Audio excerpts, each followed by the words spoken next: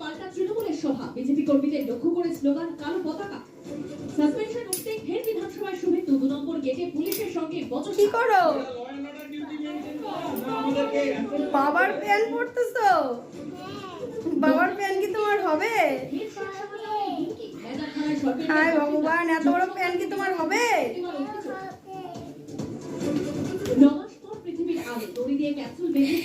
কি অবস্থা!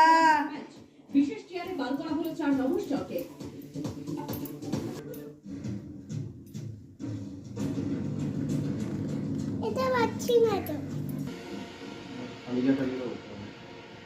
ভালো লাগে বাবার প্যান জামা পরতে? খুব ভালো লাগে।